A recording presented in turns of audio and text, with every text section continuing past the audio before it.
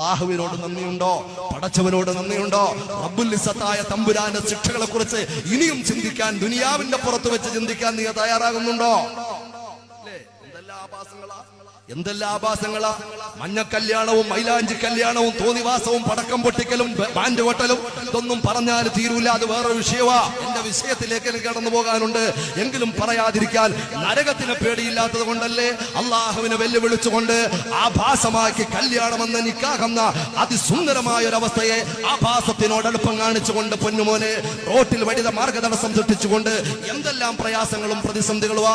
ഇപ്പൊ സുബ്ഹാനല്ലാഹ് പറയാതിരിക്കാൻ നിർവാഹമില്ല. മുമ്പൊക്കെ ഒരു ഫോട്ടോ എടുത്ത് ഫോട്ടോ ആൽബത്തിൽ സൂക്ഷിച്ചിരുന്നു.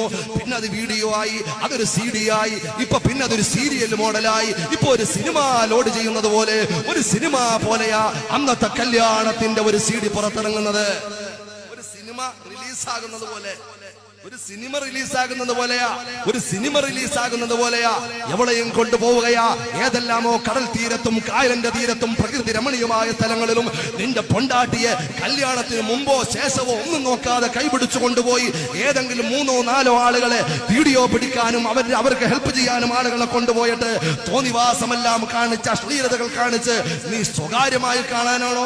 അത് തന്നെ ഏറ്റവും വലിയ ഹറാമായി. എന്നിട്ട് അവൻ കൊണ്ടുപോയി ഇടുന്നത് എവിടാ?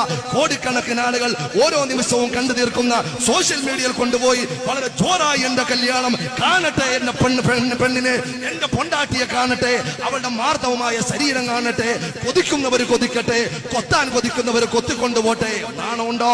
നാണമുണ്ടോ? ചെറുപ്പക്കാരാ, ചിന്തിച്ചു നോക്ക്.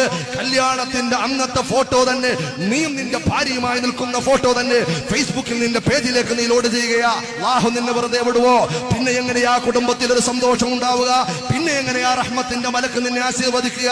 പിന്നെ എങ്ങനെയാ ആ വിവാഹത്തിലൂടെ കിട്ടുന്ന ഒരു കുഞ്ഞിന് അള്ളാഹുവിന്റെ പരലോകത്തെ കുറിച്ച് ചിന്തിക്കാനുള്ള ഒരു സാഹചര്യം ഉണ്ടാവുക? ഇതൊക്കെ ചിന്തിക്കണ്ടേ? ഇതൊക്കെ പറയുമ്പോ ഉസ്താദെ കുറച്ച് ഓവറായി പോയി, അത്രയും വേണ്ടിയിരുന്നില്ല. നിങ്ങളും പേജുള്ള ആളാ, നിങ്ങളും വാട്സാപ്പ് നമ്പറുള്ള ആളാ. എന്റെ പ്രിയപ്പെട്ടവരെ, ഇതൊക്കെ ഉണ്ടെന്ന് വിചാരിച്ച് ഇങ്ങനെയുള്ള ആഭാസങ്ങളെ കുറിച്ച് ഓർമ്മപ്പെടുത്താതിരുന്നാൽ അല്ലാഹു റബ്ബുൽ ഇസ്സത്ത് ഒരു പക്ഷേ നിങ്ങൾ എന്നെ പുറത്തേക്ക് ഇറക്കി വിട്ടാലും എനിക്ക് കുഴപ്പമില്ല. റബ്ബിന്റെ മുമ്പിൽ ഇസ്സത്തോടെ പറയാൻ പറ്റും, അല്ലാഹുവേ, ഞാൻ അറിഞ്ഞപ്പോ, ഞാൻ കണ്ടപ്പോ കാസർഗോഡിന്റെ വിരിമാറി നിന്നുകൊണ്ട് എനിക്കാകുന്ന ശബ്ദത്തിൽ ഞാൻ പറയാൻ പറ്റി അൽഹംദുലില്ലാഹ് എന്ന് എന്റെ പ്രിയപ്പെട്ടവരെ മനസ്സിൽ തൊട്ടുകൊണ്ട് എനിക്ക് പറയാൻ പറ്റും. എന്റെ ചെറുപ്പക്കാരാ, എന്റെ പ്രിയപ്പെട്ട മകളെ, ഏതെങ്കിലും ഒരു സഹോദരി കല്യാണം ആലോചിക്കുമ്പോൾ അങ്ങനെയുള്ള തോന്നിവാസം എനിക്ക് വേണ്ട. എനിക്ക് എന്റെ ഹബീബായ പ്രവാചകർ മുഹമ്മദ് മുസ്തഫ സല്ലല്ലാഹു അലൈഹി വസല്ലമ